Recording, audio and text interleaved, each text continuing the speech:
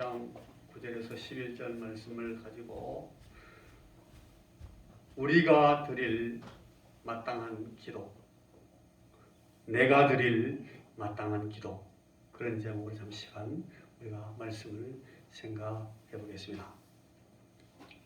여러분, 우리가 빌립보서를 한 작 동안 생각을 하다가 중간에 지금 연말이 되어서 멈추고 있는데, 오늘은 지난번에 우리가 다른 차원으로 말씀을 생각하고 지나갔던 부분들을 다시 돌아봅니다. 오늘 이 말씀을 통해서 여러분, 저와 여러분, 우리 각자가 하나님 앞에 한 주간 동안 우리가 갖고 있었던 그런 문제, 부담, 또 우리의 마음속에 있었던 그런 갈등, 이런 것들이 이 말씀을 통해서 다 해답을 얻고 대답을 얻고 해결 방법을 얻을 수 있는 시간이 되기를 바랍니다. 이 시간 우리가 이걸 놓치면 또 한 주간 또 시간 지나갑니다. 그러니까 말씀에 집중하면서 여러분, 이 말씀을 통해서 우리에게 하나님께서 주시고자 하시는 귀한 진리의 말씀, 그 은혜의 말씀을 받아 간직하시고 오늘 돌아가셔야 되겠습니다. 여러분, 이 바울이 오늘 내가 기도하노라, 내가 너희들을 위해서 기도한다, 그 바울이 쓴 그 말씀 바로 위에 구절에 보면은 내가 너희들을 얼마나 사랑하고 사모하는지를 내 주님께서 알고 계신다. 바울 사도가 빌립보에 있는 그 성도들은 너무너무 사랑하고 사모하는 마음을 가지고 그들을 생각하다가 내가 이렇게 너희들을 위해서 기도한다, 그렇게 시작하면서 바울의 기도를 거기 써놨어요. 여러분, 이 기도를 가만히 우리가 보면서 이런 생각을 하게 됩니다. 우리가 바르게 기도하지 않으면, 우리의 기도가 목적과 방향을 잃은 채로 그냥 막연하게 방황하기를 반복한다면, 우리가 자주 그런 기도에 빠집니다. 우리 스스로 몇 시간씩 기도하면서도 그런 생각을 합니다. 내가 지금 내가 기도하면서 왜 여기까지 와 있지? 하나님 앞에 내가 이런 얘기를 지금 말씀드리고 있나? 그런 생각을 할 때가 있잖아요. 뭐 이런 기도도 안 해보신 분도 있겠습니다만, 여러분, 우리의 기도가 목적과 방향을 잃은 채로 막연히 방황하기를 반복하면은, 혹은 아주 이교적인 이방적인 기도의 형식을 갖고 불교나 뭐 다른 무슬림이나 이런 사람들이 하는 그런 기도의 형식을 우리가 빌려와가지고 이름만, 우리의 기도를 들으신 대상의 이름만 딱 하나님으로 바꿔가지고 기도한다, 그렇게 한다 하더라도, 여러분, 우리의 기도가 자칫 그런 기도를 통해서 아주 응답이 없는, 그냥 하나님 주옵소서, 하나님 주십시오, 이것만 계속 윽박이 그런 공전의 기도를 하다가 끝날 수 있다는 사실을 한번 깊이 생각해 볼 필요가 있습니다. 바울 사도가 우리에게 오늘 이 말씀을 가지고 그걸 지적하고 있는 것입니다. 왜 바울이 이렇게 내가 너를 위해서 기도할 때 이렇게 한다 라고 하면서 이런 기도를 주는지를, 이런 기도를 하고 있는지를, 이 말씀이 그렇게 기록하고 있는지를 우리가 잠시 살펴볼 필요가 있습니다. 바울이 그렇게 말합니다. 사모하는 여러분을 위한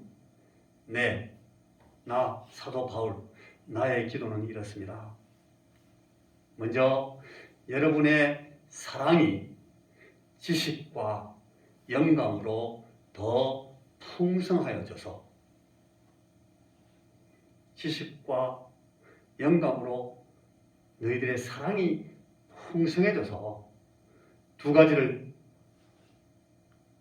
기대하고 기원합니다. 첫째는 가장 좋은 것을 분별해낼 수 있게 되기를 바란다. 너희 사랑이 지식과 영감으로 풍성해져서 가장 좋은 것을 분별해낼 수 있게 되기를 바란다. 두 번째는 너희들의 사랑이 지식과 영감으로 더 풍성해져서 순전하고 흠없이 그리스도의 날에 이르게 되기를 원한다. 이렇게 기도합니다. 순전하고 흠이 없는 자로서 우리 주님 앞에 서게 되기를 바랍니다. 여러분, 우리는 언젠가 머지않은 장래에, 방금 찬송에도 나왔습니다만, 우리는 주님 앞에 서게 될 것입니다. 피할 방법 없습니다. 아무도 빠져나갈 수 없습니다. 저도 여러분 모든 사람들은 얼마 후에 우리가 주님의 그 주님 앞에 서게 됩니다. 그때에 순전하고 흠없는 사람으로 서게 되기를 나는 바란다. 바울이 지금 그렇게 기도하고 있어요. 여러분 우리가 이걸 원치 않습니까? 우리는 정말 이런 사람으로 주님 앞에 서고 싶습니다. 그리고 그 이어나오는 기도가 이렇습니다. 그리스도를 통하여 오는 의의 열매가 가득해져서, 그리스도를 통하여서 오는 의의 열매, 이것이 가득해져서 하나님께 영광과 찬송이 되기를 바랍니다. 이렇게 기도해왔습니다. 이 바울의 기도를 여러분 잘 보십시오. 너희 사랑이 더 풍성해져서 가장 좋은 것을 분별해내며, 여러분 이 사랑이라는 것은 항상 대상이 있습니다. 사랑 없이 그냥 대상이 없이 막연한 사랑은 없어요. 하나님을 사랑하든지 내 아내를 사랑하든지 남편을 사랑하든지 우리 교회를 사랑하든지 내 이웃을 사랑하든지 나라를 사랑하든지 사랑의 대상이 있습니다. 그 사랑하는 대상을 위해서 가장 좋은 것이 무엇인지를 분별하지 못하면, 지식이 없고 분별력이 없어가지고 영감이 없어가지고 그걸 좋은 것을 분별해내지 못하면 제대로 사랑할 수가 없어요. 바울이 지금 그 얘기를 하고 있습니다. 그리고 흠없이 그리스도의 날에 이르고 의의 열매가 가득해져서 하나님께 영광 찬송이 되기를 내가 바란다. 내가 그걸 기도하고 있다. 하나님 이들에게 이 은혜를 주옵소서. 그렇게 지금 바울이 기도하고 있다는 거예요. 이게 오늘 그 본문을 보는 내용입니다. 자, 우리가 조금만 그 내용을 더 안으로 들어가서 이렇게 분해해서 한번 보겠습니다. 첫째, 우리 신앙의 삶이 더 깊은 차원으로 나아가기를 강구하는 기도입니다. 그게 우리 오늘 읽었던 9, 10, 11절 중에서 9절과 10절의 내용입니다. 여러분, 저와 여러분 우리의 신앙의 삶이, 신앙생활이 더 깊은 차원으로 나아가게 되기를 강구하는 기도입니다. 바울이 이걸 기도하고 있습니다. 우리의 신앙적인 차원이 좀 더 깊어지기를, 여러분의 사랑이 더 풍성해져서 사랑하는 대상을 향해서, 사랑하는 사람으로서 가장 좋은 것을 분별해서 사랑의 삶을 살게 되고, 그 다음에 그리하여 흠없이 그리스도의 날에 이르게 되고, 여러분 하고 많은 것 중에서 바울이 지금 이 빌립보, 너무너무 사랑하고 사모하는 이 빌립보의 성도들을 위해서 사랑이 넘치게 해달라는 그런 기도를 하고 있어요. 사도가. 왜 그럴까요? 왜 그런가 하면 여러분 사랑은 단순한 감정의 표현이 아닙니다. 많은 사람들은, 저도 자주 그럽니다. 사랑은 감정의 표현인 줄 알아요. 그러나 오늘 바울이 말하는 아주 확실한 내용은 뭔가 하면, 사랑은 단순한 감정의 표현이 아닙니다. 사랑은 아주 구체적이고 실제적인 것이 아니면 사랑 아니라는 겁니다. 바울은 그래서 이 분별력이 있게 지식을 가지고 영감을 가지고 사랑이 넘치게 될 수 있다. 그래야만 사랑을 정말 구체적이고 실제적인 것으로 할 수 있다. 바울은 그렇게 설명을 하고 있습니다. 여러분 이 말을 너무 피상적으로 보지 말고 잘 알아보십시오. 그래서 사랑은 반드시, 사랑에는 상대방에게 무엇이 필요한지, 필요하다라는 말은 그게 부족하다는 뜻입니다. 상대방에게 무엇이 부족한지를 알아내는 지혜가 사랑에는 아주 필수적입니다. 이 지혜가 없으면 사랑할 수 없다. 바울은 그 사실을 바탕에 깔고 지금 이 기도를 하고 있어요. 어떻게 이 사랑을 통해서 서로 유익하게 할 것인지를 결정하는, 선택하는 그 분별력이 필수적입니다.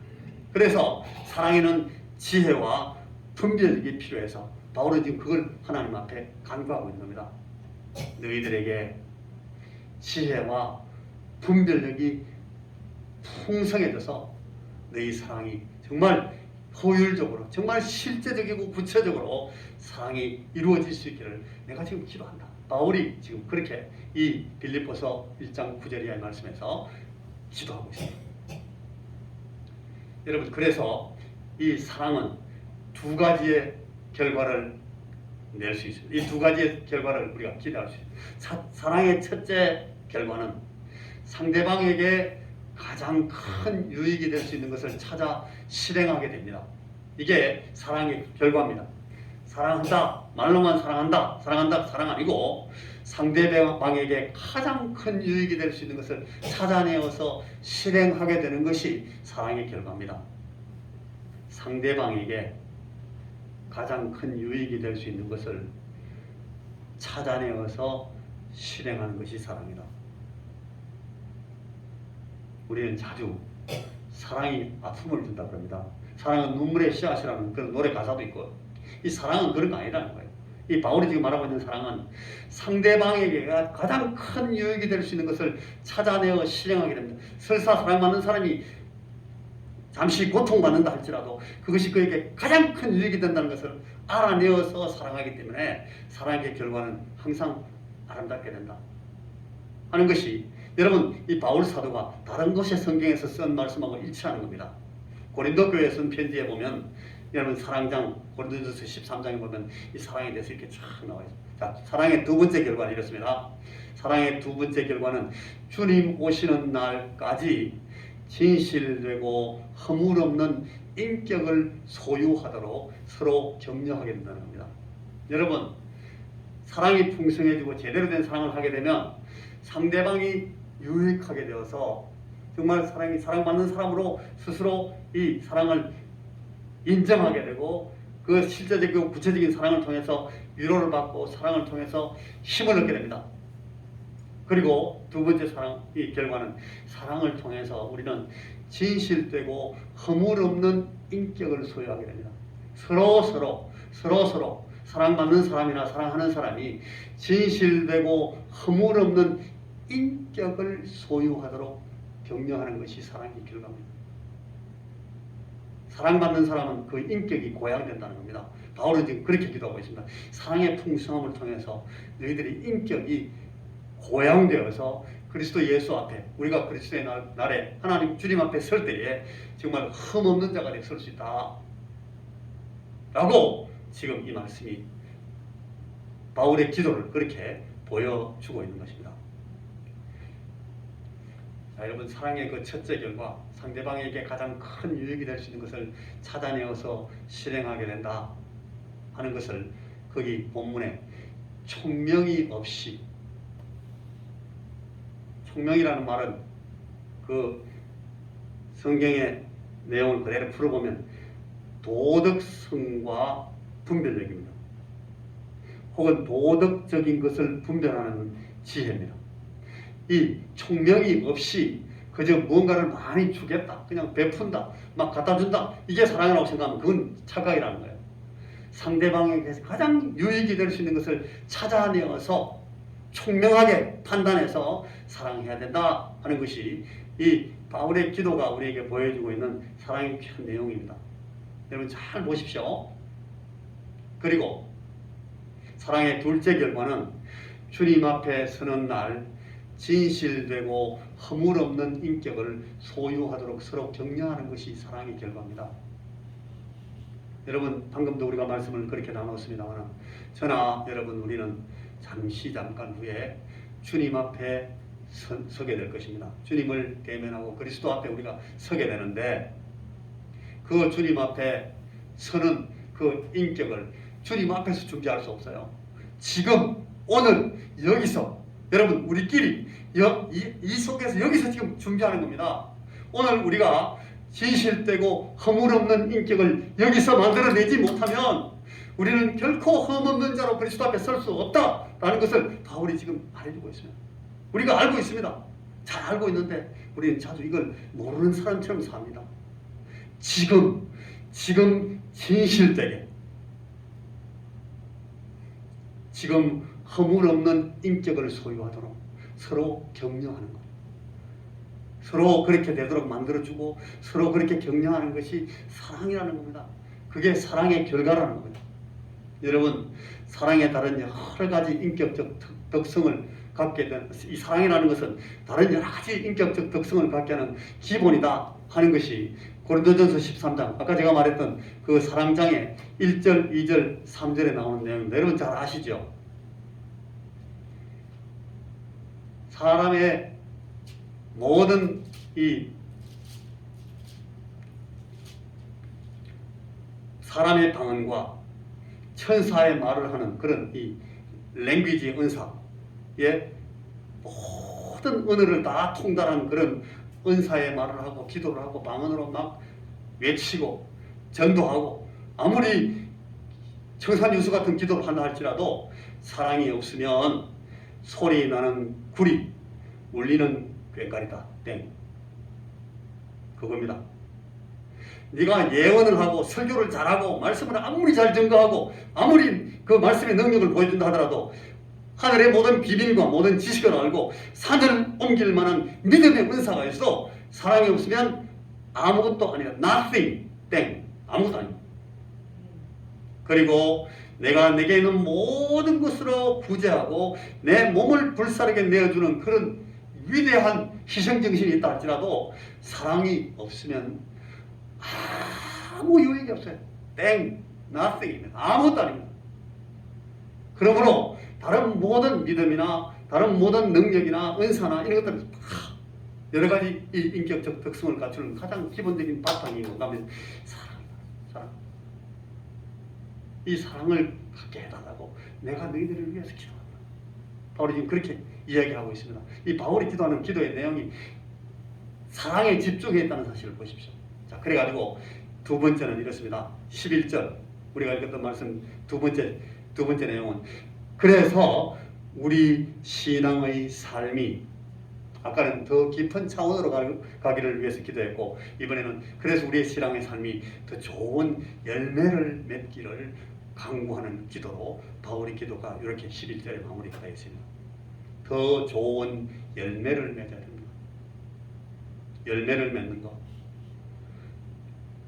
여러분 열매를 맺는 것은 항상 일하는 것을 전제합니다. 열매는 일하지 않고는 맺혀지지 않습니다. 이게 바울 사도가 알고 있는 바울 사도가 우리에게 가르쳐주고 싶어하는 내용입니다. 의의 열매가 가득해져서 하나님께 영광 찬송이 되기를 바랍니다. 라는 기도에서 이 의의 열매라는 것이 뭘 말하는가 하면 두 가지 의미가 있어요. 그 본문에. 하나는 하나님과 우리의 올바른 관계 그 자체가 의의 열매다. 그렇게 그 문맥이 설명할 수 있어요. 그리고 두 번째는 하나님과 올바른 관계를 가진 사람은 반드시 그 삶에서 덕스러운 열매를 맺게 되어 있다 라는 의미로 그 말씀이 나와 있습니다. 여러분 이 의의 열매 그것이 말하는 뜻은 하나님과의 올바른 관계 그리고 하나님과의 올바른 관계를 가진 사람이 삶에서 덕스러운 열매를 맺게 되어 있음을 의미합니다. 그러니까 두 번째 이 문맥이 오늘 우리 본문의 문맥에서는 이 두 번째 뜻이 더 순조롭게 강조됐다고 볼 수가 있어요. 우리 하나님과 우리가 올바른 관계를 가졌기 때문에 우리는 우리의 삶에서 덕스러운 열매를 맺어야만 되게 되어 있다.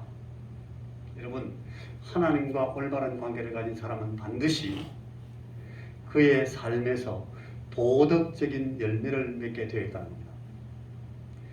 이걸 쉽게 말하면 내 삶의 모습을 보고 내 삶의 모습에서 다른 사람들이 감동을 느낀다는 거예요. 그게 덕스러운 겁니다. 늘 감동을 주는 덕스러운 열매가 없으면 아까 말했던 아무리 말을 잘해도 아무리 설교를 잘해도 아무리 지 혼자 잘났다고 아무리 외쳐도 nothing 아무것도 아니라는 거예요.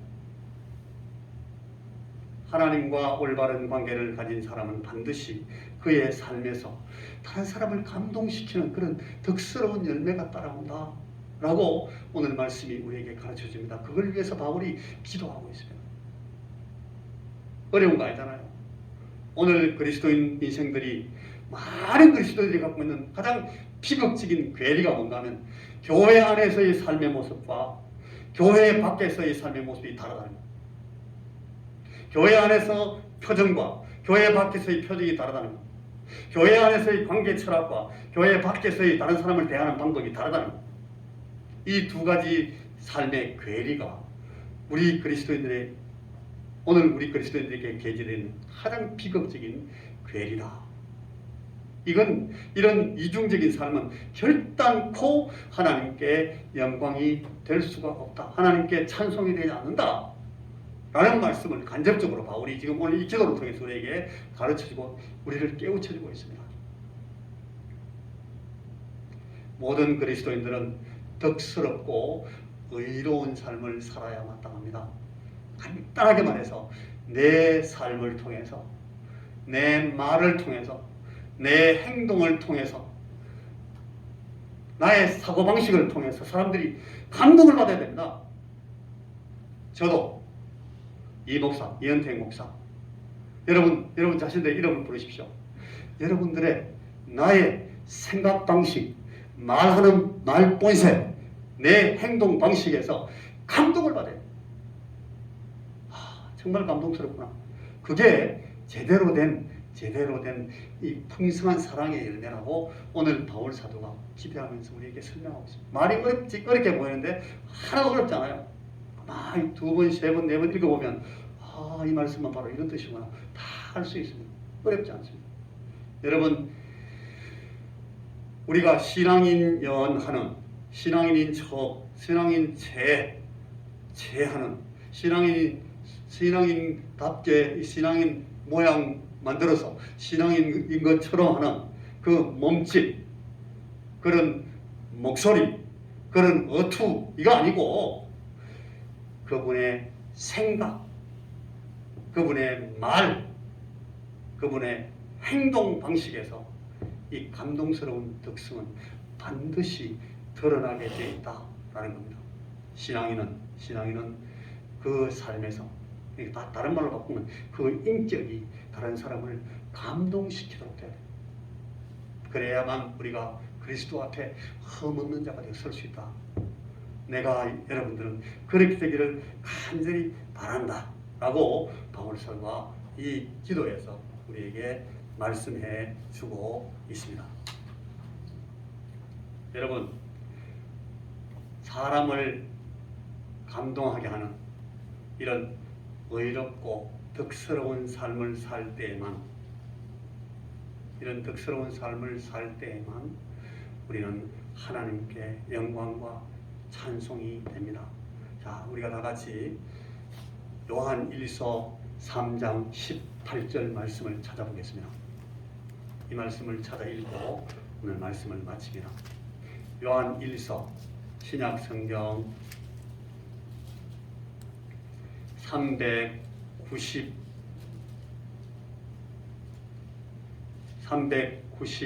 페이지,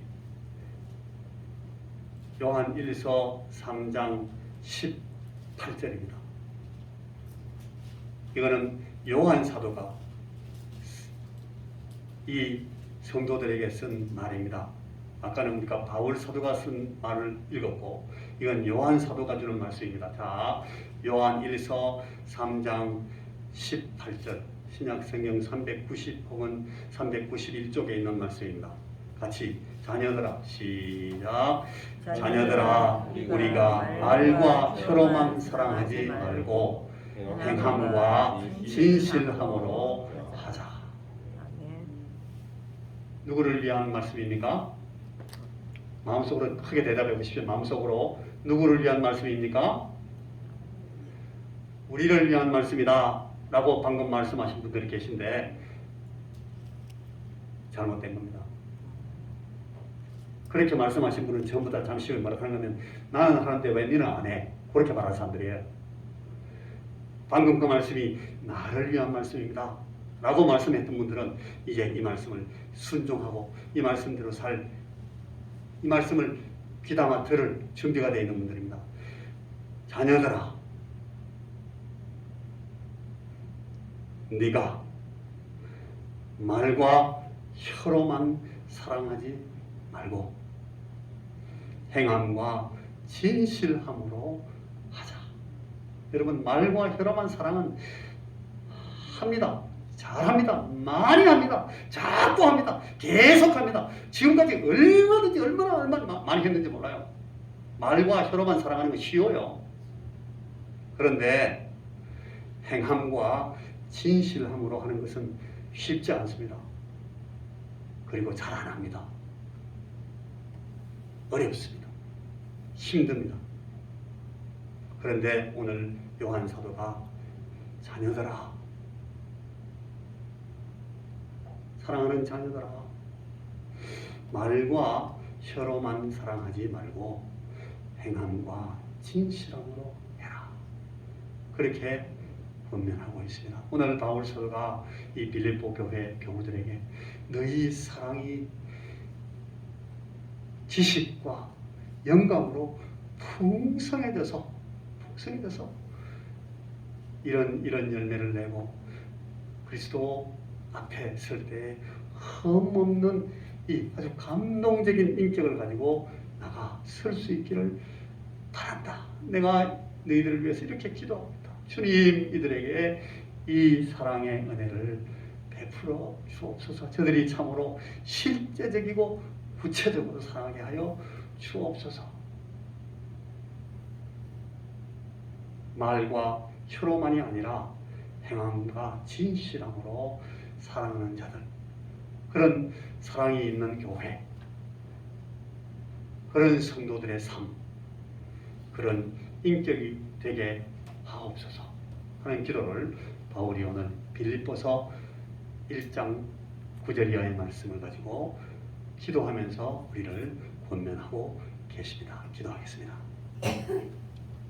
하나님, 이 시간 우리에게 주신 이 귀한 교훈의 말씀을 따라 우리가 예수 믿는 사람인 연하고 신앙인인 척하고 하나님을 섬기는 사람인 것처럼 행할 것이 아니라 참으로 진실함으로 우리의 생각과 말과 우리의 행동이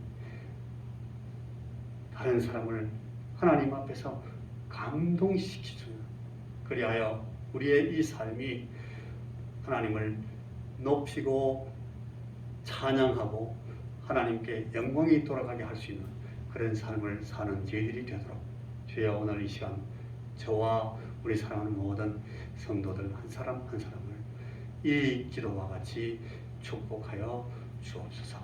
예수님 이름으로 기도하옵나이다. 아멘. 아멘.